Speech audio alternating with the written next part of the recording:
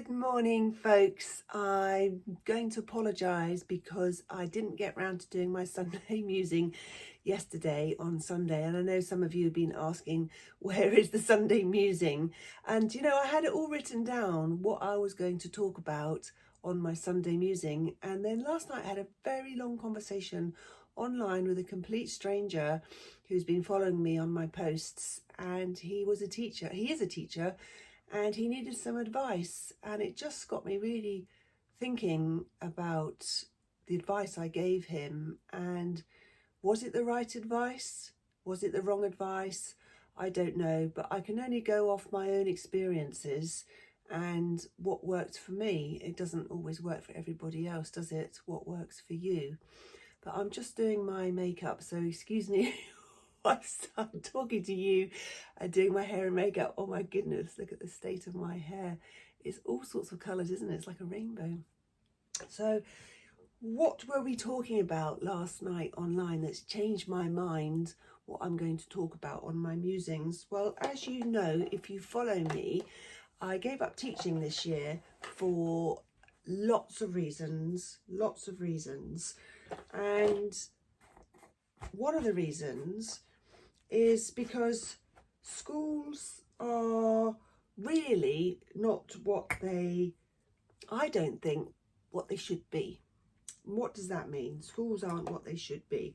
Well, I think they are very old-fashioned. Children do not need to be taught how to stand up, sit down, put the hand up. They do not need to be taught things like trigonometry, for example. Really?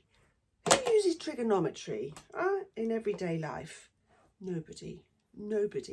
Argue with me the toss that people use trigonometry. Maybe if you're a mathematician, or if you're in, I don't know, structural engineering, something in the building trade. I don't know where you would use that. Honestly, I don't know where you would use that. So there are lots of things at school about what children learn that I don't think they should be learning. I do think they should be learning more about life skills and really what's going on in the world now and how to survive, how to make money, just more useful things rather than the bollocks that they teach them in school at the moment. But I mean, that's just one of many. Anyway, I'm starting to waffle a bit here. What did we talk about last night? Well, I've put a post out, which I know some of you have seen. It was just a silly post about teaching English as a foreign language. And I did teach English as a foreign language, and it was good fun. I really enjoyed it. And I always remember the little Chinese boy saying to me, "Oh, thinking too much gives me headache. It's unhealthy." Because it is unhealthy thinking too much. It really is thinking too much. And for him to try and think in English must have given him a real banger of a headache. And I get it. I get that totally. And this triggered a teacher to reach out to me. And I can say it's a he because it was a he. I'm not going to name any names. He wanted to know how to deal with poor behaviour with a year 9 year group. Now, year 9 year group is secondary school. I did teach secondary, and I got out of secondary for these reasons that I'm going to tell you about. He had a year 9 group, and year 9 are a particularly awful year group. Out of the whole of the secondary school year groups, year 9, in my experience, is the worst year group, the worst age, from working in secondary schools and from having my own children go through that year as well. They were bloody awful at home, hateful, and to have 30 of them in a classroom is just hell on earth. I'm just going to stop because I just need to pop out and do something quickly, but I'll be back in a sec. Okay, sorry about that. I'm back again now. Where was I? Yeah, year 9 year group is the worst year group at secondary school. And I guess this, what I'm about to talk about, probably was the demise of my teaching career, when it all started going, I'm not doing this anymore. It's ridiculous and it's not good for my health. So yeah, year 9, how old are they? 14-year-olds? 14-year-olds, absolutely vile year group, absolutely vile. And he reached out to me and he said he has a group of year 9s and behaviourally wise, they're terrible, which I know about. And that triggered me a bit because I know that. And I really felt sorry for him. He said when he turns to write on his whiteboard, he gets a pencil thrown at him, hitting him on the shoulder from the back. And then, of course, you turn around and they're all laughing and you don't know who threw it. So you've got a group of these children all messing around and being silly. He said he's had a couple of them in like detentions regularly. But is that solving the problem? You know, it's horrible. It is just, it's horrible having 30 children, 30 14-year-olds. I tell you now, it's horrible. And I said to him, he said, what advice? And I said to him quite flippantly, get out. Get out. Just get out of the teaching industry. Find yourself another job. Just get out of it. And that was just really not what he wanted to hear, was it? Huh? He didn't really want to hear that. He needed some advice. So carried on chatting to him. And I said, well, you need to send them out. You need to send out the disruptive children out. And he said, well, out where? You know, I have them back after school for detention. And I started just giving him some tips about how to deal with 14-year-olds. I mean, what you want to do is you want to turn around and you want to fucking kill them. You want to grab them by the neck and you want to punch them between the eyes. That's what you really want to do. That's what your heart's pumping, doing, is saying, come here, you little shit. I'm going to give you a fucking clip round the ear.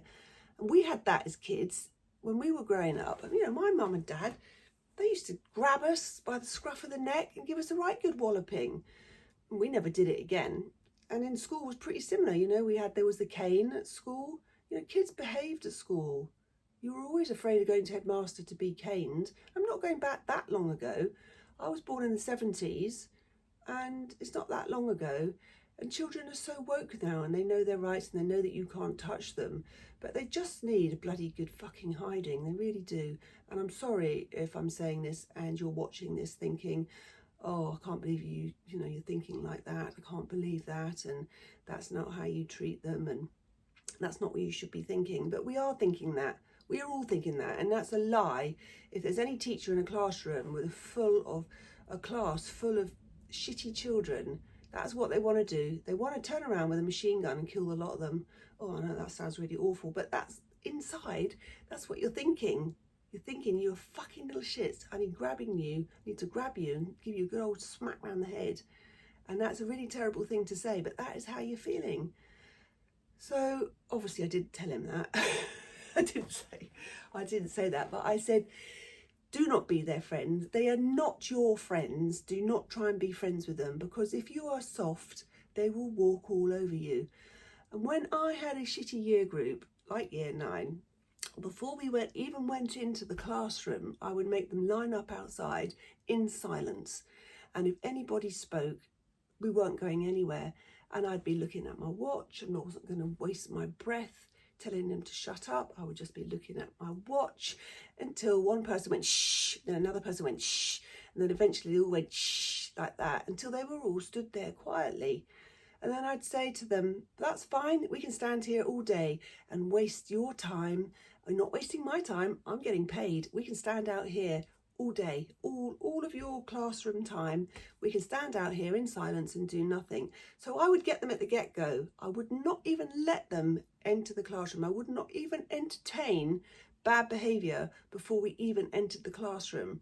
So this was the first bit of advice I said to this teacher. I hope you're not letting them in, chatting and being silly, because that's how you will start your lesson. You need to be a lion. You're not a lamb. You have to be a lion, especially with that year group. They're awful. They would totally rip you apart. They would take the piss out of you. They would laugh at you. They would throw things at you when your back's turned. You have to get them right from the beginning. So nobody came into my classroom until they were silent, until the whole line was silent. And they need to be afraid of you. You cannot be friends with this year group. I mean, you can judge it. You have emotional intelligence. You can judge it if it's a sweet year group, it's a sweet class. You know, you can relax a bit. But I tell you, year 9's fucking awful, awful, awful, hateful. That's my experience. So then I said to him, you must get them being quiet going into the classroom. Then once you've got them in the classroom, if they start misbehaving, you put their name on the board so everybody can see their name on the board, on the whiteboard, and you put a strike on it every time they misbehave. You put a strike and you say, that's a minute that you owe me, and you will be coming back and you will be giving me back that minute that you've taken from me and the rest of your classmates. You have to be on them, absolutely on them. You don't let anything wash, nothing, because they will take the piss out of you. And this is another thing that I said to this chap. You must snap it in the bud as soon as it happens, or they will just totally take the mickey out of you.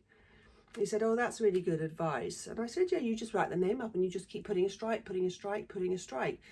And if you haven't got time after the lesson for them to repay you back that minute, then you have them back there after school. And it is a ball ache having to go stay after school. It is an absolute ball ache. But you have to win. You have to win. If you don't and you're soft, they'll go, oh, they don't care, you know, I'll do it again. And they will keep doing it again. And they will keep doing it again.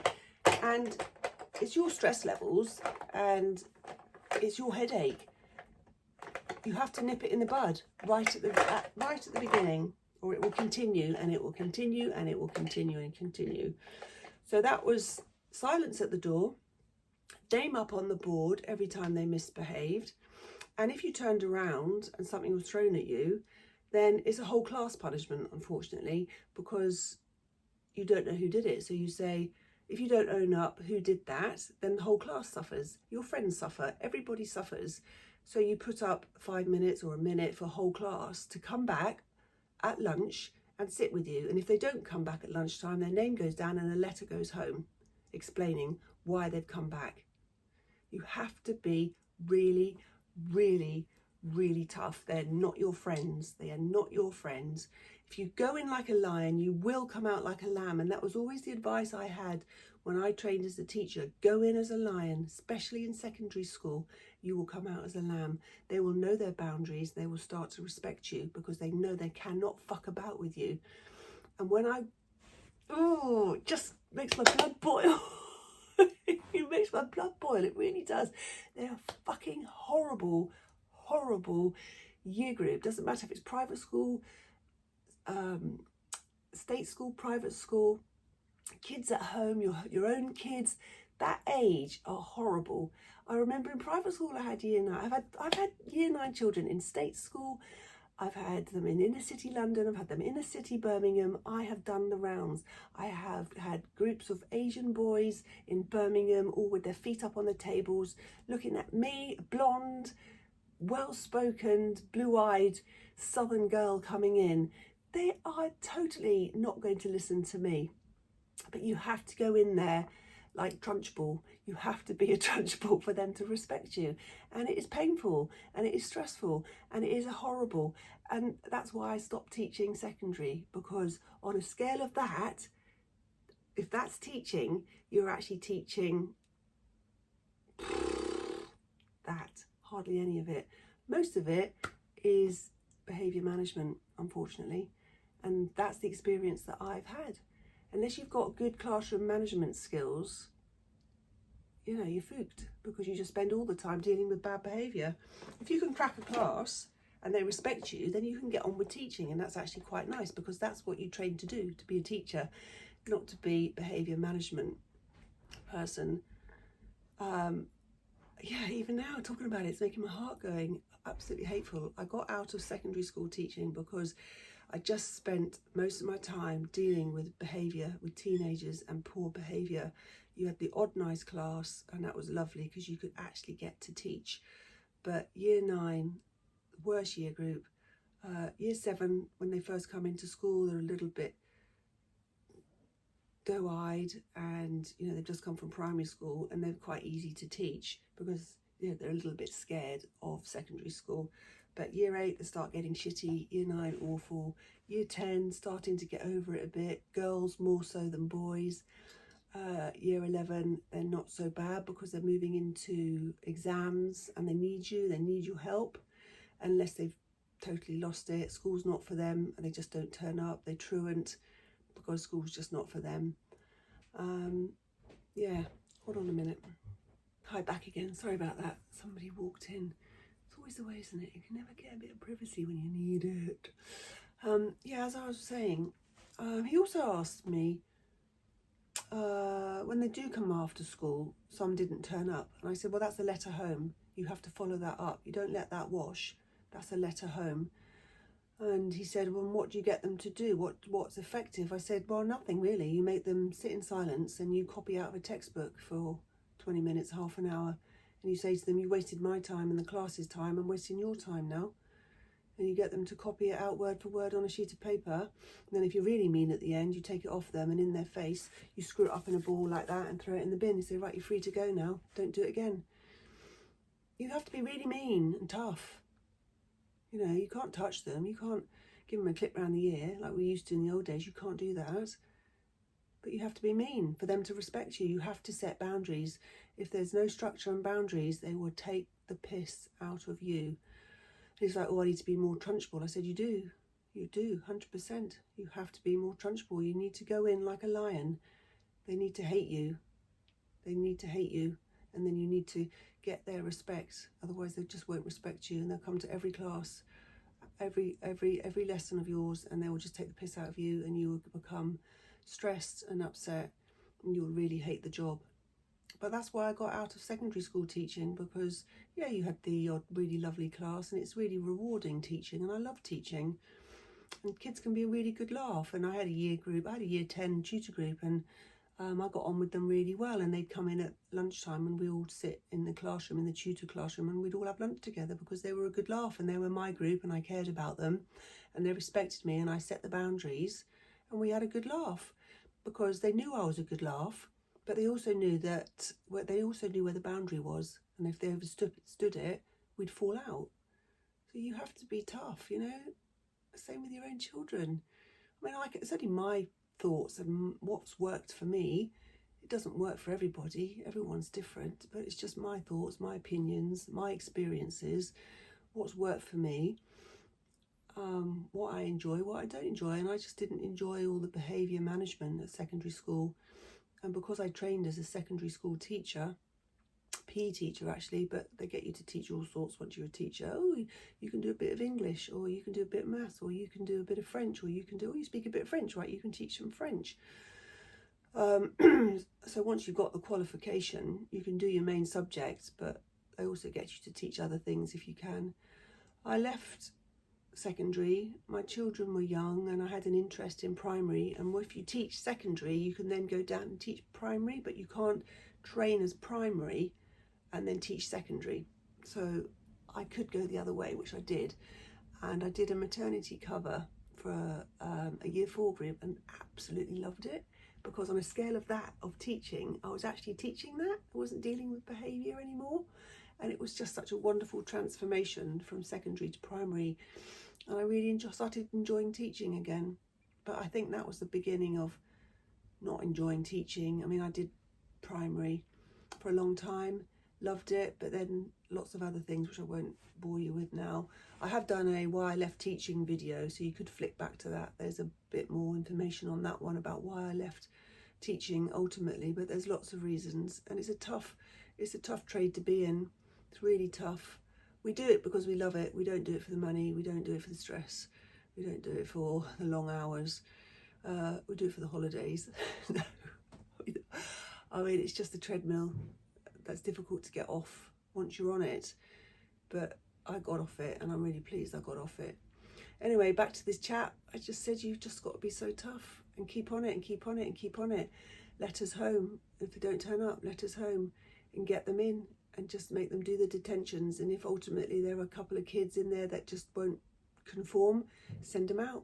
Speak to your head of year group, speak to the head of subject, speak to your line manager and say, they're too challenging, they're impacting on my lesson and the other children learning, they can't be in my classroom. You just have to have a frank conversation with your line manager about the ones that are really disruptive, that are preventing you and the other children from learning.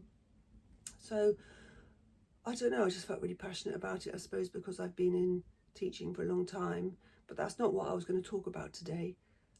So I'll save that for next week. But yeah, apologies for not putting the musing out yesterday. We had a party at the weekend, and I think I spent most of the day yesterday a bit hungover and tired and didn't really feel like doing much social media. But here I am today. And then next week I'll try and get it out on the Sunday for you. But yeah, I'm sorry if you're not a teacher and if you're not interested in education, but I just I guess this comes from my heart and my experiences, and having this long chat with a bit of a rookie teacher last night just really got me thinking, and I really wanted to talk about it. And yeah, it is my thoughts, my opinions, and it's not for everybody, but I hope you enjoyed the stories, and if you've had children of that age, you'll be able to relate. They're horrible when they're 14, they're really horrible, but they do get over it, and it is just a phase, and they do all grow up, and most of them, I think, turn into well-rounded human beings and adults. But yeah, that year 9 year group, I felt sorry for him. I really felt sorry for him, because it is just fucking horrible, and I wouldn't want to go back there ever again.